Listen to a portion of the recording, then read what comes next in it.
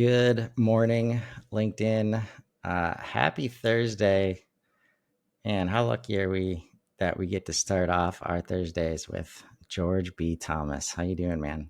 Dude, I'm so excited to be here this morning, and I'm excited too because you said happy Thursday, but we're talking about happiness and how people can be happy and why happy is a kind of foundational piece of what maybe we should be focusing on in our life. And dude, I'm just excited to actually even be doing this series. Like I know we've done a couple so far. Hopefully people go back and watch them, but this is going to be a very interesting bank of around 11 to 12 videos that I think if people take the time to navigate the journey could be very enlightening, but also empowering to them, the teams that they work with and the organizations that they're part of. But yeah, I'm good to be here. That's for sure.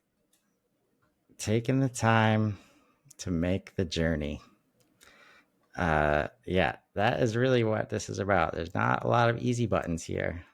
Uh, the best we can do is say, like, make it easy for you to hit the let's get started, button because so it's always interesting. There's an overwhelming amount of content out there about leveling up your life and getting happy, and um, but it's hard to allow yourself when you're in the day to day and you got a job to do and you got other people to serve, at home or at work. Like it's hard to give yourself that space sometimes, but that Yeah. space is more important than ever before right now, I think.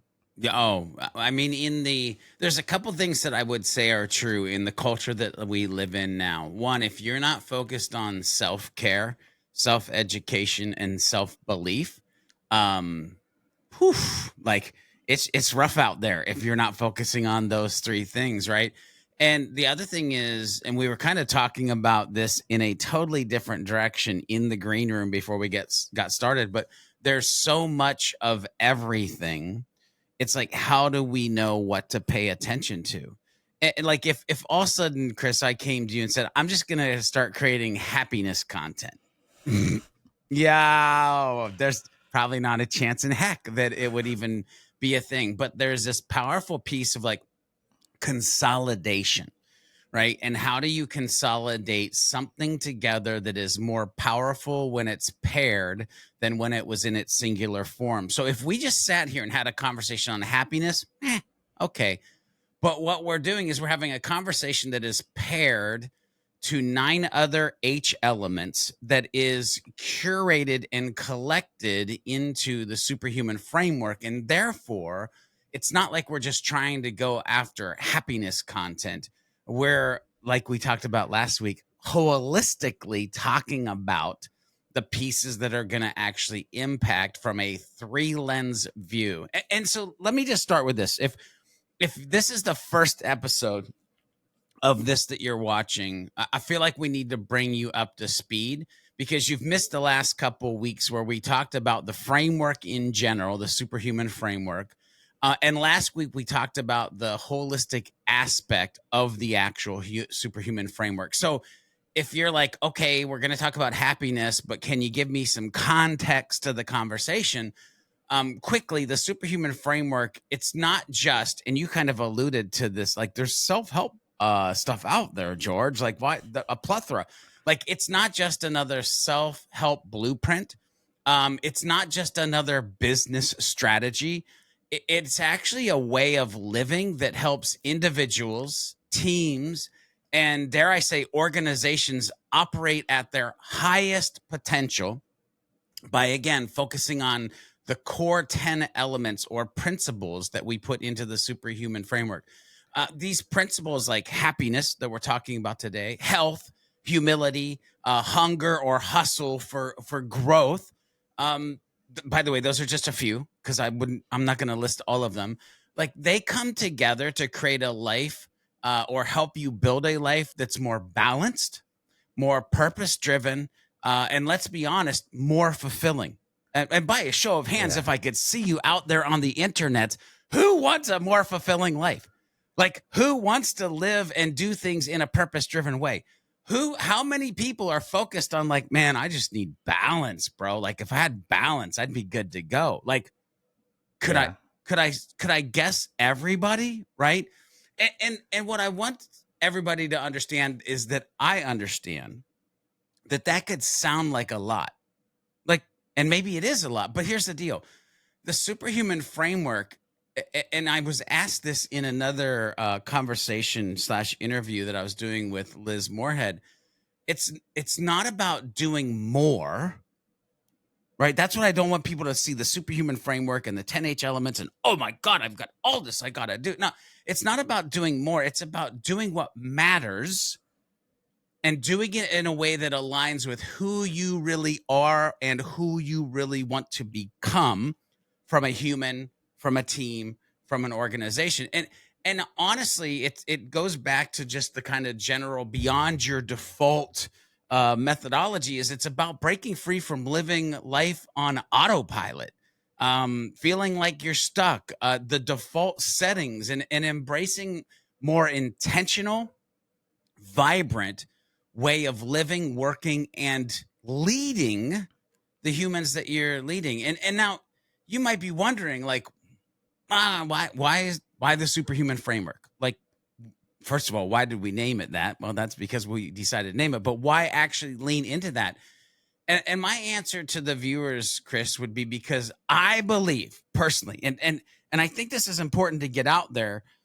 I personally believe you deserve more out of life.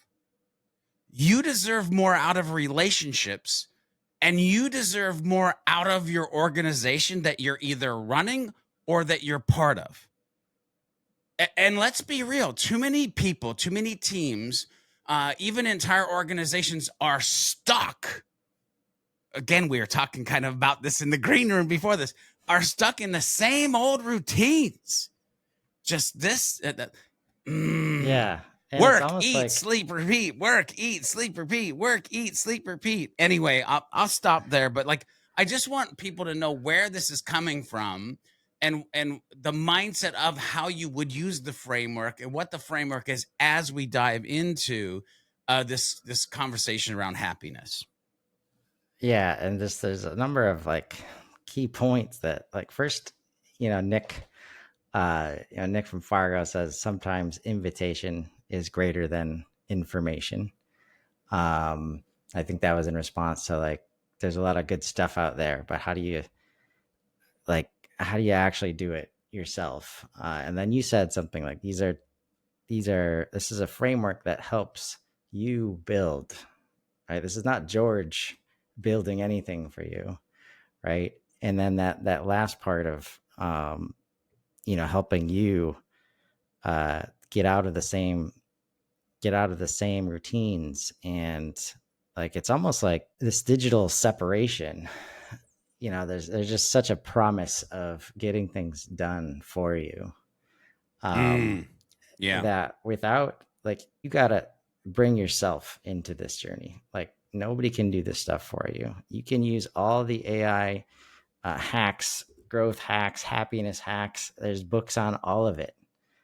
But if you don't step in and apply it, right? That 1%, it could be just 1%. If you don't do that part, none of the rest matters. Yeah.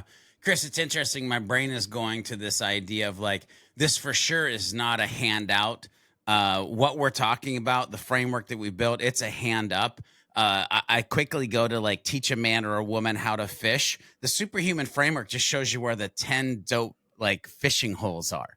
Like, the places, I don't want to give you the whole lake. I just want to show you where the 10 dope fishing holes are. And the reason I think this is important too is because, again, I'm not showing just the 10 fishing holes as like, oh well, you're just somebody who comes out on the weekends. I'm showing, like, the professional fishermen, the people that just do it for fun. I'm even, like, the people that judge the fishing tournament. Like, I'm even talking to that, right?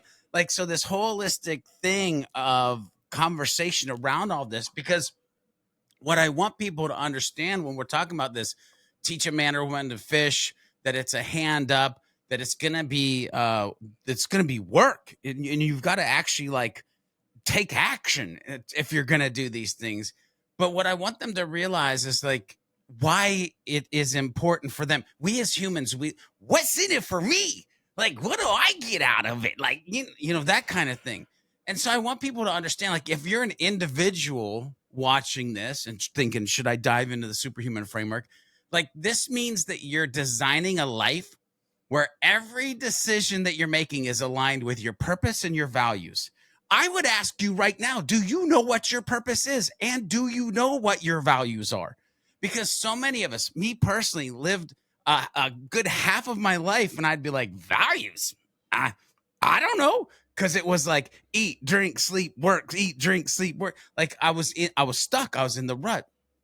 And so for individuals, when you start to align with purpose and values, you're not just surviving, like many of us have lived life just surviving, but you're literally able to get into this mode of thriving. And trust me, when you get there, it is a completely different world. Like it's almost like somebody took blinders off when I actually made this change.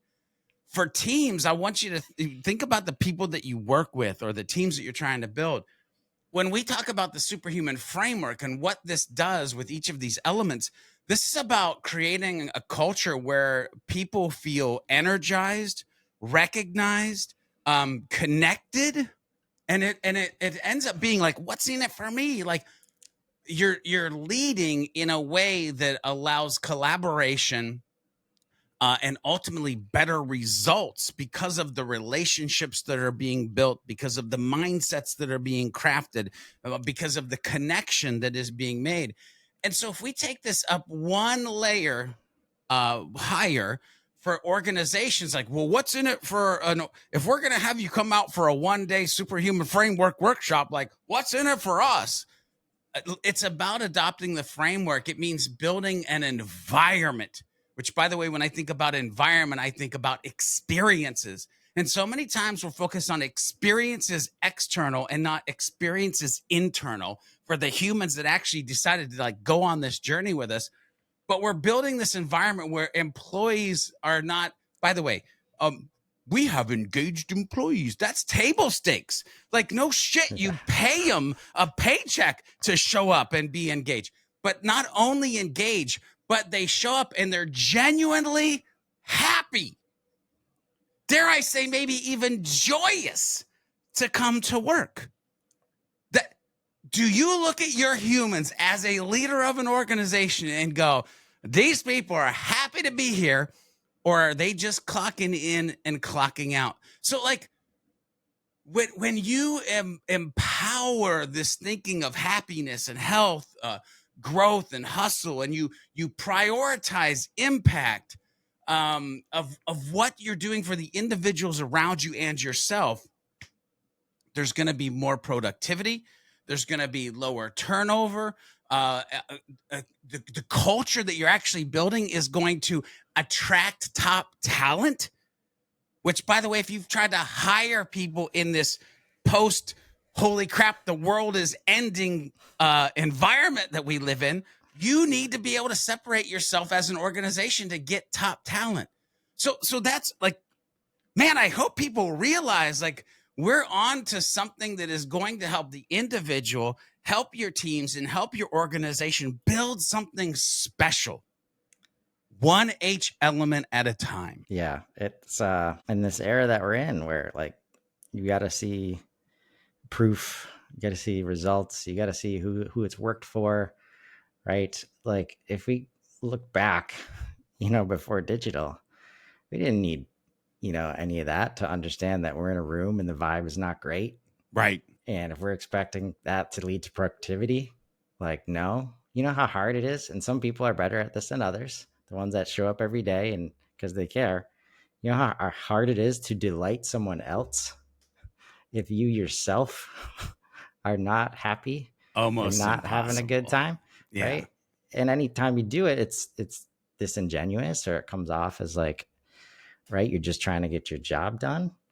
So whenever we're talking about deliver with delight, or surprise and delight, and we're not looking at how we're putting our teams in a position not just with the tools, but with the mindsets and all this stuff. Like none of this stuff is immeasurable, but everybody knows about the stories of, you know, two horses, you know, powering like more than twice their weight because they're working together instead of separately. Like uh, you know, uh, like go farther together. Yep. I'm lacking on my proverb game today, but you know, these are all. It's like everybody knows this stuff.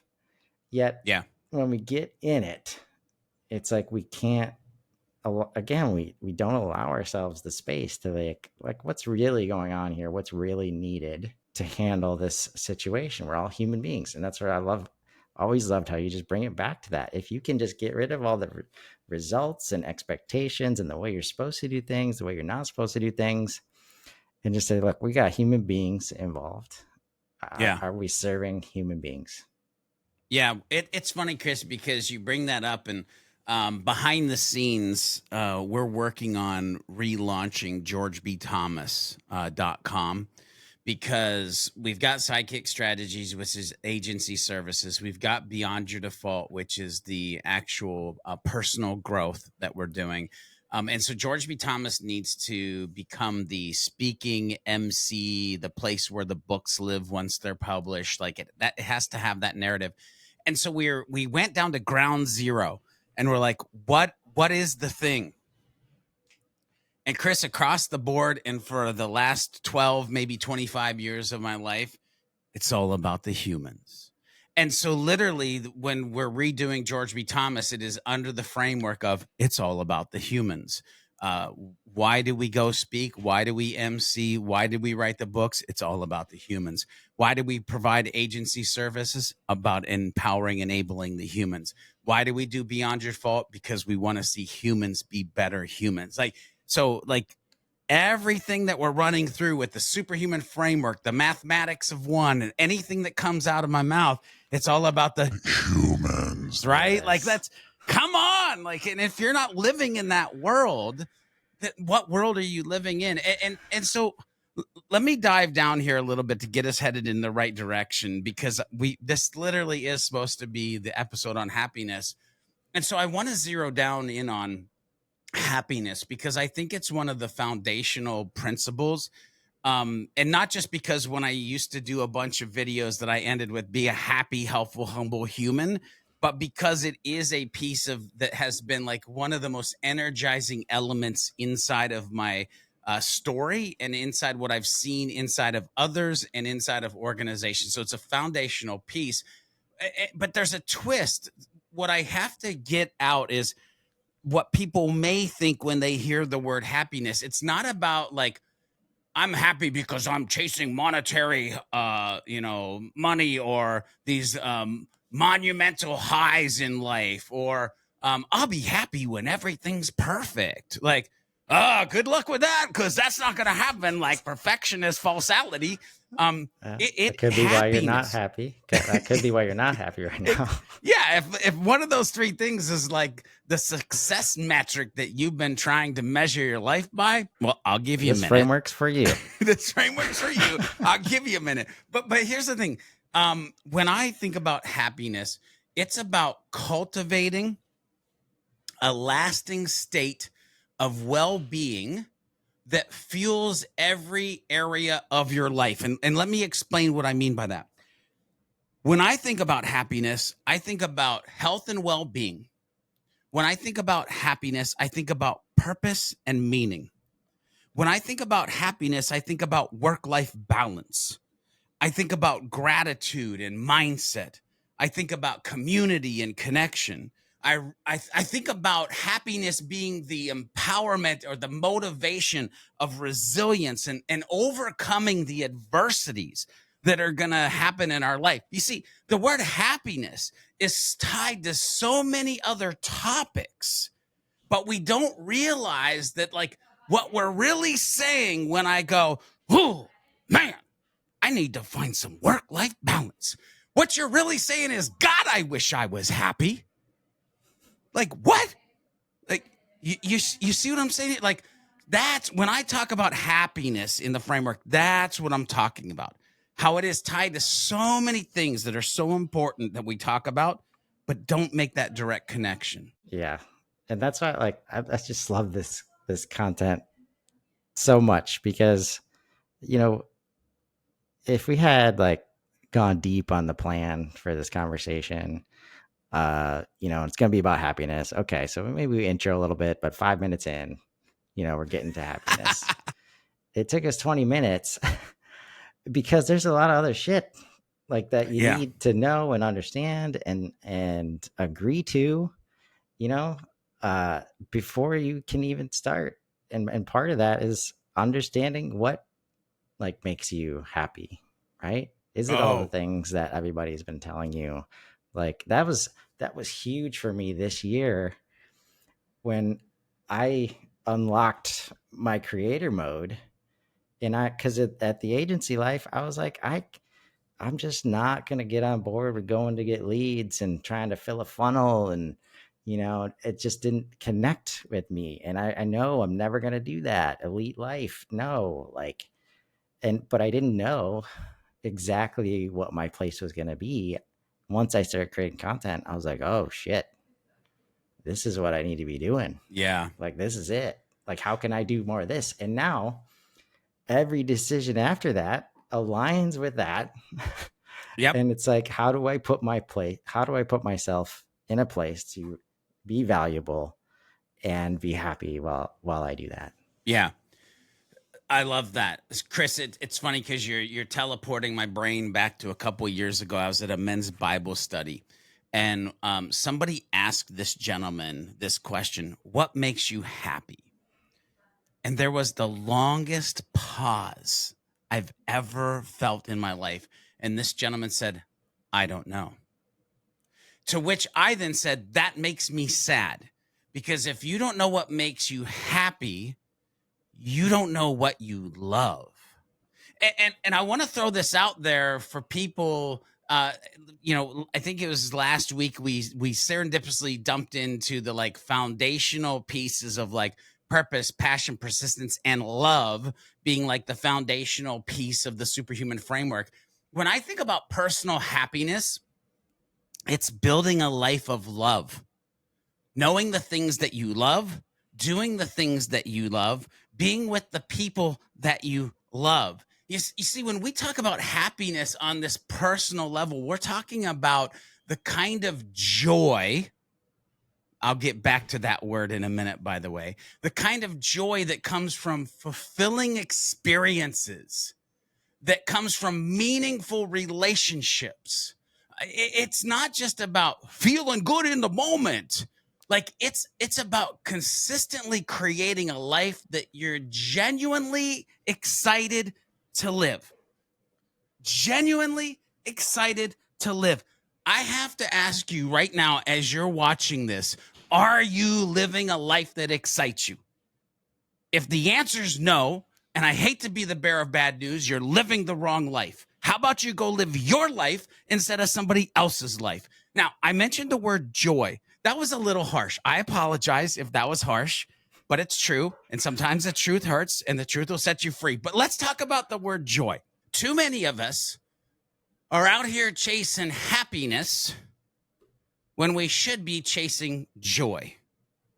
Joy is the deeper level of the surface conversation that most of us humans are having. Well, George, why is happiness in the framework? Because happiness will lead to joy, but most people are stuck. We have to start with surface level ideas to get them in the water to swim deeper. Okay. But if you're like, oh, I totally get this, well, then flip a switch today. Quit focusing on happiness and focus on joy. By the way, there's another narrative that I run that is closest. I quit chasing success and I started chasing significance, Mm. which, by the way, for me, Chris, unlocked the creator mindset. I'm going to create so much content and become so significant to people. I'm going to be the modern E.F. Hutton. When I talk about HubSpot, people are going to listen, right? So I want you to understand happiness is not just a nice to have. Like, It is crucial, critical. Add whatever word you connect with most emotionally. Like, if you don't have it in your life, if you don't know it in your life, like, you have, like, look, through happiness, through swimming towards joy, you're going to build resilience. You're going to help maintain a positive and healthy mindset. You're going to better equip yourself to handle whatever life throws your way. And trust me, it's going to throw some stuff your way. Yeah, the pursuit of happiness is there in us. Like we're like beings driven for that. And I'm just thinking all these things are passing through what's in my mind right now as I say that. Like, how many times have you heard, like, when we're kids, when we're growing up, it's like we're just happy, all the time. Like, we're loving life. Like, we don't have any of these adult, like, infrastructures, like, in our mind, the way it should be or the way it's supposed to be or who we're trying to impress. And if that's like, so you're going to make that pursuit either way. And if it's to the places where it's not actually going to create happiness, you get there and you're like, okay, I need something else. I need more. And this is not like the switch to flip is to decide that you need to like define or dig deep to figure out what that is for you. That's not going to change overnight, right? You're not just going to say, all right, I'm using these 10 H's and we're going to get this done, like ready to go. So if you look at it that way, it'll definitely be a huge mountain to climb and overwhelming and all that. So it's really just giving yourself permission to say, hey, I deserve to figure this out. Yes. Yes, you, like I said at the beginning, you deserve more out of your life. You deserve more out of your relationships. You deserve more out of your organization. This is a way that you can figure out what are the pieces that we need to focus on. And Chris, again, you're great at teleporting my brain to like different parts of my life when you're talking, because there was a point in my life where I was like, oh man, I'm gonna be happy when I speak it inbound. I mean, if the day comes that I can step on stage and speak it inbound, woo, I'm gonna be happy. And then I spoke it inbound, and I was like, now what? Well, what makes What me am I going to happy talk now about that I've next done? year? Like, now that I've done that, now what? Right? And so we're really good at like forgetting that there's life beyond what we think will make us happy and 2-3 steps below. But we're also really good at like moving the thing, like before we even reach the thing that we said, like, oh, I'll be happy if I make 60,000. And then it's like, oh no, actually it's when I make 80. Just kidding. 120. That's when I'll be happy. Like, what kind of game are we playing? But now that's Yeah. individuals. Now, I want to dive into, holy macro, time flies when you're having fun. I want to dive into real quick, because again, I want to make sure we're looking at these three lenses. Team happiness, right? When I think about team happiness, the like line here would be like, team happiness is about fueling engagement and success. That's the mindset I want you to have. Because when it comes to teams and happiness, it is about finding satisfaction and fulfillment in the work itself and in the relationships that you're able to build in the work that you're doing. So building relationships and fulfillment. Happy professionals, by the way, they don't just perform better. Like, and by the way, if you're a leader and you're like, I just want them to perform better, like that is so short-sighted. Like, happy I'm paying professionals, them. oh my God. Yeah, happy professionals don't just perform better. They're more creative, they're more engaged, they're more motivated, and they're actively fulfilled in helping to push the team forward in a direction that is good and positive for all team members. That's why focusing on happiness in a team setting can be an absolute game changer. But you have to ask yourself the question, how do you bring more happiness to a team? Because now it's not just like influencing yourself. You got to start influencing others, even if you're not the leader, by the way, because I'm a big believer that you can lead from the back pew. Anyway, totally different life that I just referenced. But it starts by recognizing what parts of your job bring you joy. Chris, you mentioned content creation, bring you joy. And then guess what? Simply doing more of that. Building strong relationships with your colleagues, like people who feel connected to their teammates show up differently. I need you to pause and think about that guy or girl that you've worked with historically, and you're like, ooh, they just showed up ready to kill it. We all have that person we can think of. Now, you might be that person to somebody else, right? Why are they showing up differently? Why are they fulfilled? Why are they joyous? Why does it seem like they're always working on the thing that they love? Most likely it's because they regularly check in on their career goals and make sure that their work is aligning with those goals. And I have to ask the people who are watching this, do you even pay attention to what your personal and professional goals are, and then reverse engineer your daily life to actually get you there based on the things that bring you joy? You see, when we can have a positive environment that is aligning with our purpose, the organizational purpose, the team's purpose and goals, we light a spark. We start a fire.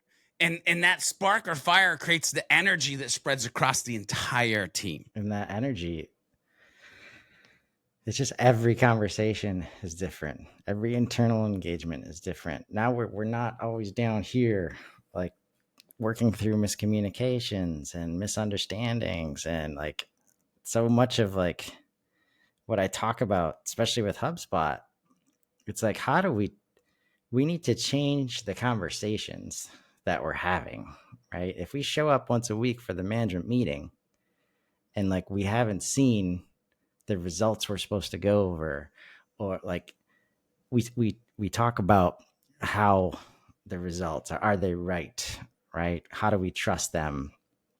Instead, getting to this place where it's like, okay, all that stuff is good. Now we're actually saying, okay, what does this mean? Like, what are we going to do about it? Like, do we need to invest more? Do we need to stop doing this? We don't have to try and manufacture ways to call people out for doing a good job. Like, it just, you just start having these different conversations. And that's why it's super leader. Yeah. We can't make this super tangible for you. I love that. It's just like human beings are going to human. And if you like, you got to support that. Yeah, without a doubt. Chris, do we have time to look at the third lens before we do. Okay, good. I just wanted to make sure. Because I want to take it like up a notch or take it to the next level or whatever like saying or analogy that you want to throw in there that your brain will engage with this. The overarching concept or idea when I think about organizational happiness, it's about creating a culture that people, and I need you to pay attention to this part, want to be part of, not get paid to be part of, want to be part of. When I want to be part of something, I'll do it if I get paid or not. Is your organization creating a culture that people want to be part of? Because when a company gets happiness right, trust me when I tell you that it is a win for everyone. Happy employees, like I said earlier, they're more engaged. I didn't say this, but no, this is true. They are more loyal. You have a problem with turnover? You need loyalty. How do you get loyalty?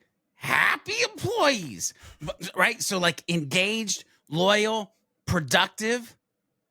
And by the way, that's not just good for business. It creates a culture where people genuinely want to be there. And I would ask you again, who doesn't want that? Like if you come to be like, nah, I don't really want to work for an organization that like, I just want to show up and be there. Like, Nobody on the planet. Yes, fundamentally, we want to belong. We want to be part of things that are special.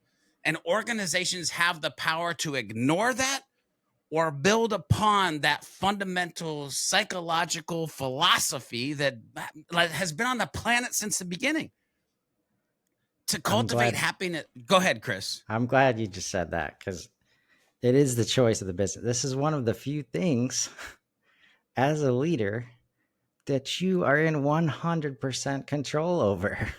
The environment that you create at the business. Yes. Like, like cannot overstate that enough because the other 80% of stuff that you're worried about, like pipeline, demand generation, lead generation, you don't have any control over Yep. most of those outcomes. You can move them in the right direction, customer experience, even to get to those places. You control just a few things, and the environment you create for people to work in to serve all that stuff is one of those things.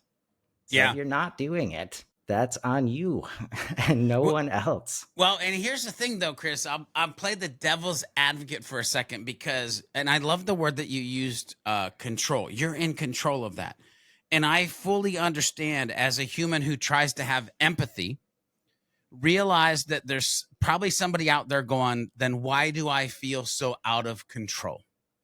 Why do I feel like I don't know what buttons to push, what levers to pull to move the needle? That, yes, I agree with you. I should be in control of, but I feel like I'm lost in the wilderness, right? So, for that human, what I would say, that leader, that I believe you're a great leader, you just are trying to get to the right spot, but you're finding it difficult. Um, to cultivate happiness at an organizational level, where I like to start is encouraging work-life balance. I literally have a hashtag in our organization, hashtag family first. Somebody can Slack me and be like, this is happening, hashtag family first. See you when you get back. You can also do like flexible schedules. I don't care necessarily when you work as long as you get the work done. Now, if you don't get the work done, then things will change and I will care when you work. But like flexible schedules, wellness programs, like, hey, do you need help with like yoga or therapy, or do you give apps to people for like meditation, or like, so here's what I'm trying to say is the more I tend to focus on the employees and the humans that help us in the ways that they help us, the more they actually end up focusing on me and the business and helping the business. Like, but my focus isn't to like, I want to get more out of them. It's like, no, I just want to help the humans and build reciprocity and build trust. And by the way, I'm not talking about my consumers right now. I'm talking about the humans who have decided to pick up their tools and their weapons and go on this life journey with me to create great experiences and create great things. Like, but along the way, like, I also make sure that we recognize and reward these folks, like whether it be a monetary contribution, whether it be mentioning them in Slack, but consistently trying to find a way to recognize them. Heck, just yesterday, we were working on a project where we were doing a bunch of like archiving and unpublishing pages because we're doing some SEO cleanup for a client. And I was so focused on like website pages, website pages, website pages. Jorge from my team goes, dude, this is great. What about landing pages? And I said, you know what? The client didn't bring up landing pages, but let me Slack them and find out. Now, I could have Slacked this. Hey, client, I was wondering if you wanted to do landing pages as well. This is not the Slack I sent because this was an opportunity for me to recognize and reward in an emotional way a good idea that came from another human. And so I said, hey, at client, at Jorge had a great question. We're doing this on website pages. Would you like us to do landing pages afterwards? So I gave Jorge the recognition of the great idea. I recognized and elevated the human. And by the way, I know that that will pay back in spades because He feels good. I didn't need to feel good. There's no reason for me to feel good. It wasn't my idea. So why would I, as a leader, take and run? So, like, you have to recognize, you have to make sure that your people have these opportunities to be recognized. And therefore, because they're recognized, also have these opportunities to do meaningful work and to see a path where they see growth. Like, will I always be stuck in this position? No, because George recognizes me. George talks to me about the future. George shows the vision of where we're potentially heading and what that might mean for me. Because I can see the vision, I feel like I have purpose. And when employees find purpose in what they do, like, it's a whole different ballgame. You end up with a culture that's positive and majorly focused on driving long term. Life is not a short term game, ladies and gentlemen. Long term success. All right, Chris, I'll shut up. We're way over time. Yeah. Uh, yeah. So much that we're going to get to in future episodes. It's about the humans, folks. That's the difference from the place you were and the place you are now. Like, humans inside the business have different expectations, humans outside the business. If you just, that's simplify it, like, figure out what those expectations are, serve them, find those opportunities, and let's grow. Have a great day, everybody. Let's go, everybody.